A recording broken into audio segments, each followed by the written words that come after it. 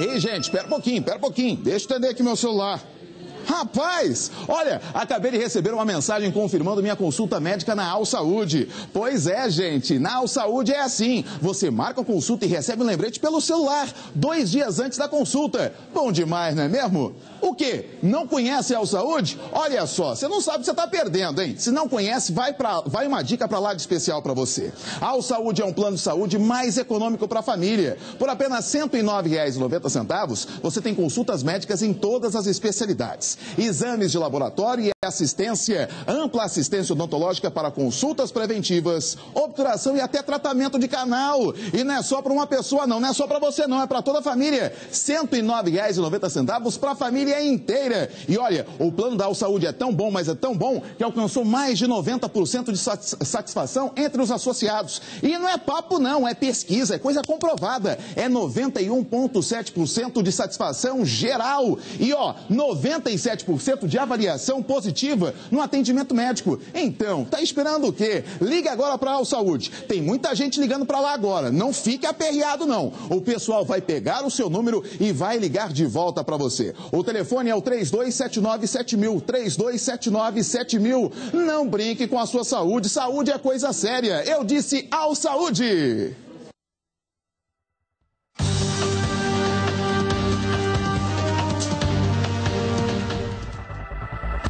Muito bem, estamos direto de Contagem, mais uma vez ao vivo, trazendo as informações desse segundo dia do julgamento de Bruno e Daiane no caso da morte e o desaparecimento de Elisa Samúdio. Neste instante, neste momento, enquanto está rolando o vídeo lá dentro, o Bruno chorou copiosamente depois que ele viu o Sérgio Rosa Salles, primo dele, que foi assassinado, chorou copiosamente e foi amparado pelo seu advogado Lúcio Adolfo. É o que está transcorrendo nesse instante dentro do plenário. Vamos a mais uma entrada, mais uma participação da nossa equipe, trazendo a cobertura completa. Paulo Leite está ao lado do Eloy e traz informações deste momento. Sim, Paulo. Ok, Amaro, estamos aqui com o Dr. Livston Machado, criminalista. Dr. Livston, ontem nós tínhamos uma realidade desse primeiro dia do julgamento do desaparecimento e morte de Elisa Samúdio. Era a possibilidade da confissão espontânea do goleiro Bruno. Hoje, o que muda? Qual é o panorama desse segundo dia, na sua opinião? Eu não acredito que tenha mudado nada. Por enquanto estamos na iminência de uma confissão ou de uma não confissão.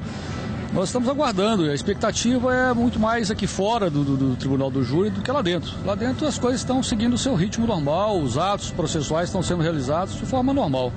Não vejo nada de espetacular assim, que se possa dizer meia hora antes tinha uma realidade, agora nós temos outra diferente. Só amanhã ele deve ser ouvido, só amanhã o Bruno deve ser ouvido. Se tivermos alguma novidade, talvez no dia de amanhã. O senhor acha que do jeito que o julgamento está sendo conduzido até agora, os fatos, o rumo dos fatos, levam a uma condenação de Bruno Fernandes? Não é possível afirmar isso. Eu fui magistrado, fui promotor de justiça, realizei mais de 300 júris na acusação e cada decisão do jurado, cada veredito, muitas vezes era uma surpresa. As certezas que se tem antes da votação, elas são desfeitas a cada voto dos jurados. Cada um tem uma opinião, decide com soberania e autonomia, não se pode antever o que está passando na cabeça dos jurados. Livston, eu gostaria de te perguntar, nós estamos próximos do Dia Internacional da Mulher, os jurados têm maioria mulher, o fato do crime envolver também uma mulher, isso acaba de alguma maneira mudando o cenário desse julgamento? Também não acredito que o fato de termos 5 mulheres no Conselho de Sentença vai trazer uma situação mais difícil aos acusados ou mais fácil. As mulheres têm muita responsabilidade no julgar. Eu, sustentando acusações perante o Tribunal do Júri, vi, às vezes, na fisionomia das juradas, o constrangimento que tinham, muitas vezes, em condenar ou absolver. Não vejo nenhuma diferença pelo fato de serem mulheres, na maioria. Acredito que irão decidir conforme a consciência de cada um. Doutor Livston, ontem o doutor Lúcio Adolfo dizia que se o promotor Henri Wagner expusesse uma prova contra o Bruno, toda a imprensa iria ouvi-lo. E que se ele expusesse uma prova a favor do Bruno, a imprensa não ouviria a sua argumentação. Na sua opinião, bem franca, bem sincera, qual é a responsabilidade, qual é o papel da imprensa nesse julgamento que acontece aqui em Contagem? Olha, me parece que não só nesse caso, mas em toda e qualquer cobertura jornalística, o papel da imprensa é de informar. sem muita preocupação de formar opinião. Então, os dados, sejam eles favoráveis a determinado segmento ou contrário a determinado pensamento, deve ser no sentido de informar. O papel da imprensa primordial é esse, informar.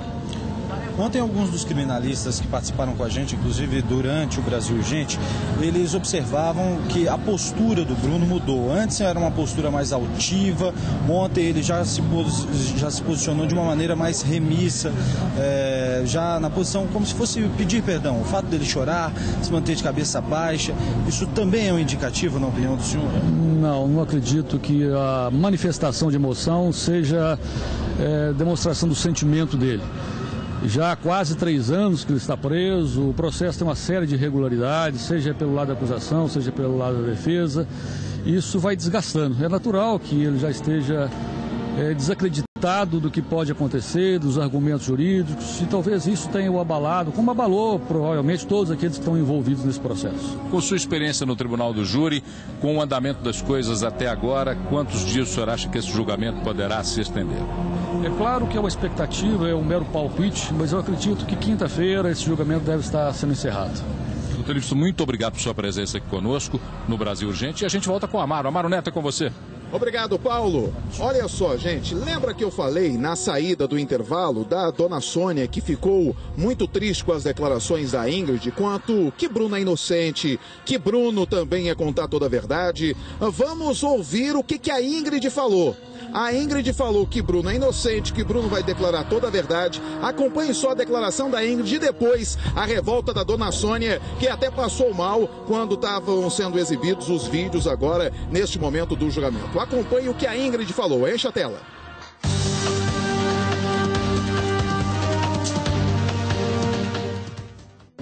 Ele vai falar.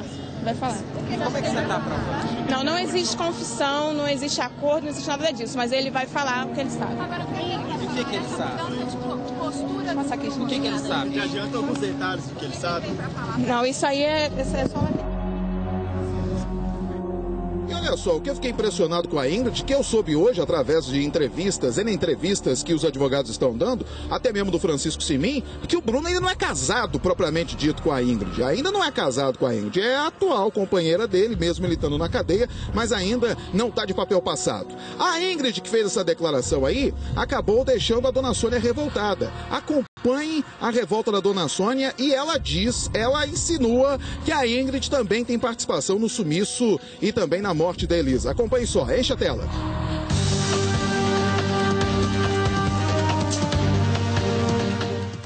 Minha dor nunca vai ser amenizada. Minha dor é uma dor para sempre. Não tem como amenizar essa dor. Dona Sônia, a gente conversou agora há pouco com a... Vai ter um sentimento, sim, de justiça. De calmaria, não. Ela foi categórica que ele é inocente, que ele não vai confessar e que vai sair daqui livre, justiçado. Justiçado? Ela estava com ele? Ela estava com ele? Ela estava com ele em todos os momentos, inclusive o momento que ele acompanhou o Macarrão e a Elisa para cá, ela estava presente no motel, ela estava presente na casa. Faça as perguntas para ela. A senhora não acredita nessa inocência que ela afirma? Posso falar uma coisa para você, sinceramente? Eu acredito até no envolvimento dela. Então você ouviu aí a declaração forte da dona Sônia falando ao final da reportagem, falando ao final dessa entrevista ao Jacques Leal, que acredita até mesmo na participação da Ingrid nesse crime. Paulo Leite, Eloy, a dona Sônia, como é que está o momento agora da dona Sônia depois de que ela passou mal lá no júri? Eloy, Paulo. Dona Sônia continua fora do salão do júri. Nesse momento, os vídeos continuam sendo exibidos. O Bruno, como você mesmo disse, continua chorando copiosamente depois que viu as imagens do Sérgio Rosa Salles naquela reconstituição feita com o primo falecido do goleiro Bruno Fernandes. Inclusive, também ele chorou no momento em que Elisa dava aquela declaração que o Jornal Extra do Rio de Janeiro conseguiu, que era aquela declaração do espancamento que ela sofreu, da ameaça que ela sofreu de Bruno e Macarrão. ainda quando ela estava grávida, né, Paulo? Ontem, Eloy, se nós observarmos o clima de ontem, aquilo que acontecia aqui no fórum ontem, nós diríamos que tudo caminhava mesmo para a grande possibilidade de uma confissão espontânea de Bruno Fernandes. Hoje, com quem a gente conversa, já não dá mais para a gente extrair essa certeza da confissão. O que a gente tem hoje como um oriente, um norte para as nossas observações, é o fato de que o Bruno vai falar aquilo que foi instruído pela defesa.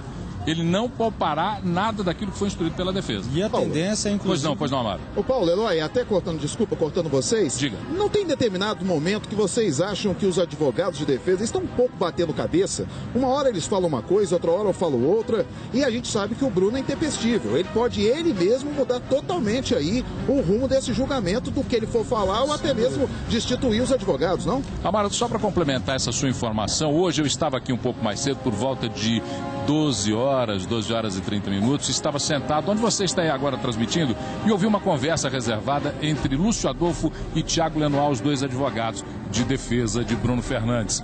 E Lúcio Adolfo falava para o Tiago Lenoir que não saísse a partir daquele momento do tribunal do júri. Ele queria a presença do Tiago ao seu lado durante todo o acontecimento, todo o desenrolar do tribunal do júri. E dizia o seguinte: a mulher está me pressionando, a mulher está me pressionando. Foram palavras de Lúcio Adolfo, eu estava ao lado e ouvi essas palavras. A impressão é que os advogados estão jogando a toalha, que não há mais saída. E é o que todo mundo, inclusive, comenta. É difícil defender Bruno na atual conjuntura, é difícil armar uma estratégia de defesa quando todas as provas são mais de 60 volumes, 16 mil páginas, um trabalho muito bem feito da Polícia Civil que reuniu detalhes que incriminam Bruno, se não como participante direto, mas principalmente como mandante. E o que nota também, ou o que eu posso notar, é que o Bruno só se abria mesmo por Quaresma.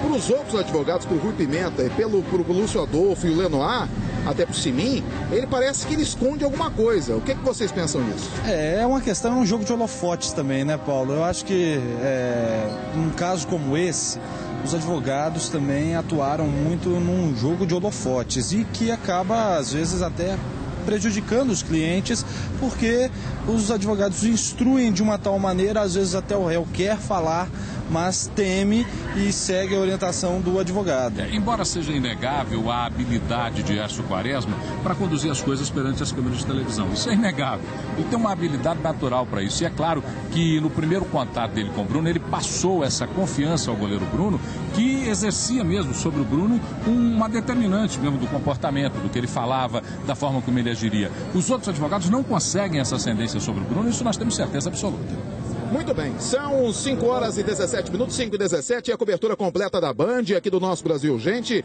com a nossa equipe não medindo esforços para trazer todas as informações desse julgamento para o telespectador de olho na Band.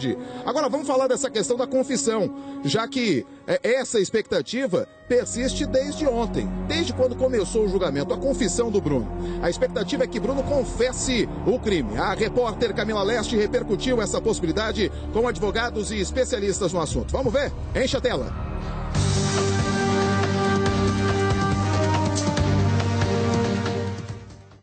De cabeça baixa e aparentemente segurando as lágrimas. Foi assim que Bruno ficou durante todo o tempo que a imprensa permaneceu no tribunal do júri. A fisionomia não é mais aquela imponente que o goleiro apresentava no primeiro julgamento. Essa mudança de postura é o que reforça a tese de que o atleta poderia confessar a participação no crime. Na chegada ao fórum, a esposa dele, Ingrid Oliveira, disse que Bruno vai quebrar o silêncio. Ele vai falar. Vai falar. Como é que você está provando? Não existe confissão, não existe acordo, não existe nada disso, mas ele vai falar o que ele sabe. Bruno Fernandes responde por homicídio triplamente qualificado e ocultação de cadáver de Elisa Samúdio e sequestro e cárcere privado do filho Bruninho. Somadas, as penas por esses crimes podem chegar a 41 anos de prisão. Se o goleiro fizer uma confissão, a condenação pode ser reduzida de 1/3 a até 2/3 do total. A concessão vai depender dos detalhes que o atleta revelar. Quanto mais ele esclarecer, quanto mais ele nos puder dar quem foram os participantes, onde estaria, por quanto foi contratado o Bola, qual seria, além do Bola, se houve outro executor contratado, quanto ele pagou para isso. tudo isso seria valorado nessa confissão. A abrangência da confissão tem que ser bastante ampla para que também a atenuação da pena seja elevada ao máximo. A defesa do goleiro alega que não vai usar a confissão como estratégia para reduzir a pena de Bruno, mas que ele vai fazer novas revelações. O Bruno ele vai explanar bem. O Bruno está disposto a ser sincero hoje. Nós falamos com o Bruno. Bruno, tira qualquer tipo de máscara. Cai agora, tá certo?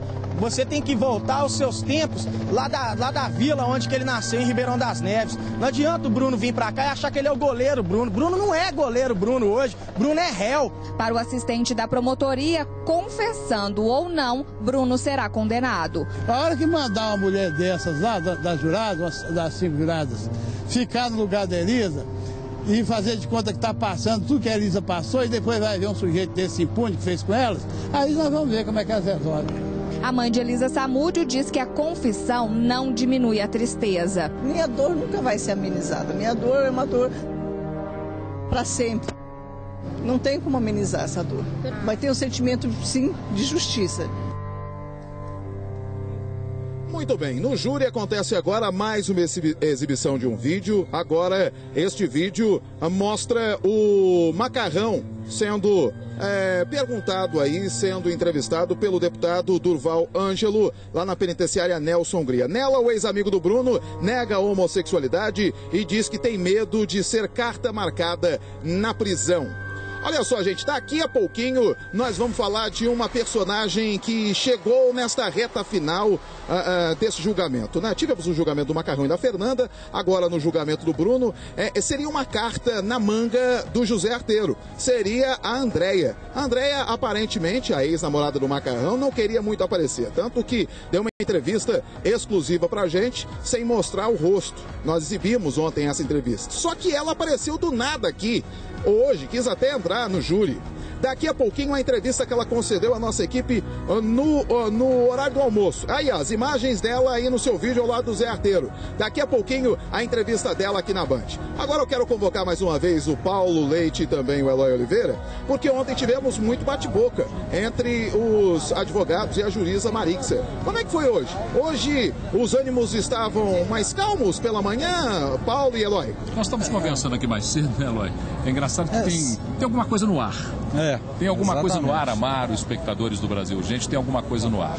Nós não sabemos realmente o que está acontecendo, mas a relação entre advogados de defesa e juíza é muito tensa. E eu incluo aí também o promotor, que também é muito tensa essa relação. Eles, em vários momentos, não só nesse julgamento, como no julgamento de novembro, também houve muito bate-boca, muita voz levantada, inclusive troca de farpas com troca de apelidos, né? O doutor Henry Wagner foi chamado, inclusive, comparado aí a um personagem de desenho animado, de filme infantil. E o próprio Lúcio Adolfo, que entrou no caso em novembro, também foi desqualificado com um apelido pejorativo, Paulo. Na verdade, esse embate, ele excede um pouco aos embates que a gente tradicionalmente observa no Tribunal do Júri. Aquele primeiro momento onde os advogados, Écio Quaresma, Lúcio Adolfo, Simin, sentiram-se cerceados pela juíza Marixa Fabiani, daquele momento em diante, um clima de tensão entre as partes se estabeleceu. O promotor é extremamente técnico, extremamente profissional. Então, ele é frio, técnico e profissional, ele suporta a pressão, mas ele exerce uma pressão também muito grande sobre os advogados de defesa e, em linguagem popular, os advogados de defesa acusam o golpe. Agora, é importante ressaltar também a transparência e a tranquilidade da juíza Marixa Fabiani Rodrigues. Ela, mesmo com toda a pressão, e olha, realmente é uma pressão, um apelo popular, um apelo de justiça, um sentimento de justiça, e ela se mantém tranquila, serena, analisa os pedidos com muita tranquilidade, não se excede e mesmo para chamar a atenção no momento mais tenso, ela sequer levanta a voz. Sim, ela é muito serena, isso é uma das qualificações dela como juíza de um caso muito difícil como esse, porque é um caso que chama a atenção. Se nós pensarmos bem, Amaro, Eloy, espectadores do Brasil Urgente, há 2 anos, há 3 anos atrás, 3 anos, o goleiro Bruno Fernandes, ele era ovacionado pela torcida do Flamengo, né? E considerado praticamente o novo goleiro da seleção, né, Amaro? Então isso tudo tem um peso muito grande. Há praticamente 3 anos o Maracanã estava aos pés de Bruno Fernandes, e hoje o que está aos pés de Bruno Fernandes, aliás, Bruno Fernandes está aos pés de um tribunal de júri, passando por um momento extremamente sensível, um momento extremamente delicado na sua vida, mais do que profissional, na sua vida particular. A prova disso foi a pergunta que vocês fizeram ao Thiago Lenoir, a mudança de comportamento do Bruno. Até no julgamento anterior, ele tinha aquela confiança, aquela frieza que ele tinha quando era goleiro do Galo, do Corinthians e do Flamengo, e agora está cabisbaixo, está triste porque sabe da sua condenação. Daqui a pouquinho você não pode perder a Andréia que falou pela primeira vez exclusivamente com a Band. A gente não mostrava ela aí, ó. A Andréia, a gente não mostrava ela até por questão de segurança, mas ela apareceu, veio até aqui, tentou entrar no júri, não conseguiu. Daqui a pouquinho a entrevista da Andréia, a nossa equipe da Band, você não pode perder já depois do intervalo. Eu volto já com a cobertura completa do caso Bruno aqui no Olho da Band.